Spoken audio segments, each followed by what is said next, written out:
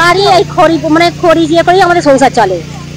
এই যে পুড়ে গেলে আমাদের কি করে সংসার চলবে? আর আমরা বউ মানে ছেলে পুলে বাচ্চারা আমরা কি করে খাবো, কি বা খাবো আমরা? আমাদের সব শেষ হয়ে গেল। এবার কি করবে সেটা মানে সরকারের ইচ্ছাকৃত করেনি, আগুন লেগে গেছে। আগুন লেগে গেছে কি ইচ্ছাকৃত করেছে কি আমরা কি করে জানবো? আমরা তো পিছু পিছু চড় দিতে পারছি না। তাকে যদি জানা যেত তাহলে তাকে কিছু করা যেত। আর লাইট চলে আসছে এই সামনেগুলোতে, আমরা তো ভয় পুরো হয়ে গেছি।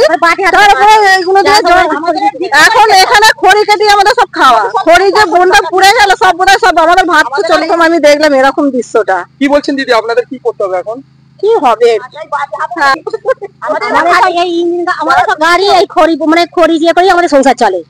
এই যে পুড়ে গেলে আমাদের কি করে সংসার চলবে? আর আমরা বউ মানে ছেলে পুলে বাচ্চারা আমরা কি করে খাবো, কি বা খাবো আমরা? আমাদের সব শেষ হয়ে গেল। এবার কি করবে সেটা মানে সরকারের ইচ্ছাকৃত করেনি, আগুন লেগে গেছে। আগুন লেগে গেছে কি ইচ্ছাকৃত করেছে কি আমরা কি করে জানবো? আমরা তো পিছু পিছু চড় দিতে পারছি না। তাকে যদি জানা যেত তাহলে তাকে কিছু করা যেত। আমি যদি জানতাম যে আপনি করেছেন তাহলে আমাকে কিছু বলে, কে করেছেন না করেছে কি হয়েছে না আমরা কি করে জানবো? এইটা হচ্ছে আমাদের কারো কাছে বলার উপায় নেই যে উন্নষ্ট করেছে বলে আমরা কাউকে মানে ধরতে পারছি না। হাজার 1200 লোকের লেবাররা খেতে পাবে না। কি করতে এই যে খড়ি কাটতো, খড়ি কেটে বানবো বিক্রি হতো, সেই পয়সা নিয়ে সংসার চলতো। 6 মাস খড়ি কাটবে, তারপর ধান জমিতে লাগবে। এই লেবার হ্যাঁ তো আমরাও তো কাজ করে খাই, তো কি করে খাবো? তো আমরা সব বসে পড়লি। লোকালি তো বিধায়ককে কি জানাবেন? আর বিধায়ককে জানিয়ে কি করবো? আমাদের জন্য কিছু করুক, আমাদের জন্য। আমরা তো খেতে পাবো না, 6 মাস বসে যাবো, আমাদের সব তো পুড়ে গেল। আর 6 মাস বসে যাবো। আমাদের বাড়ি কোথায়? আমাদের এই তো সামনে দিঘির পাড়ে, গাজীপুর দিঘির পাড়ে বাড়ি। আবারও আমতায় একটা আগুন লাগার ঘটনা, কি বলবেন? আমরা যখন খবর পেলাম তখন দেখলাম যে বিশাল এরিয়া নিয়ে মোটামুটি খড়িবন এলাকা বিশাল আগুন দেখতে পেলাম। আমরা 2টি জায়গায় 2টো ইঞ্জিনও লাগিয়ে দিয়েছি, পুকুরে পাম্প বসিয়ে।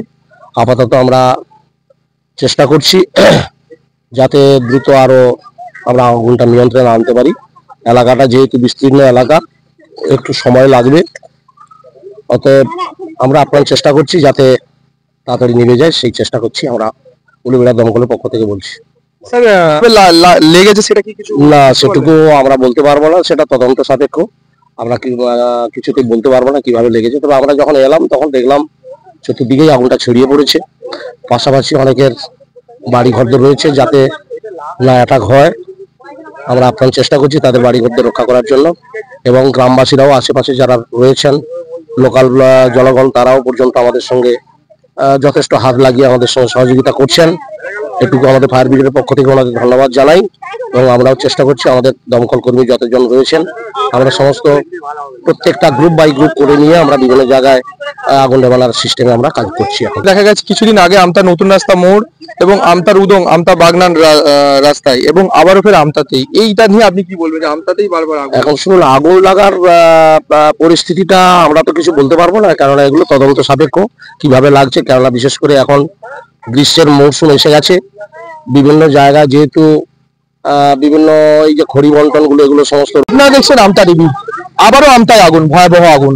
আমতা নতুন রাস্তা মোড়, আমতা উদং এবং এখন আমতার গাজীপুরে এই খড়িবনে দেখতে পাচ্ছেন আমার পেছনে বিধ্বংসী আগুন লেগে গেছে এই খড়িবনে। এবং এলাকার মানুষরা বলছেন যে এই আগুন কিভাবে লেগেছে তারা জানে না।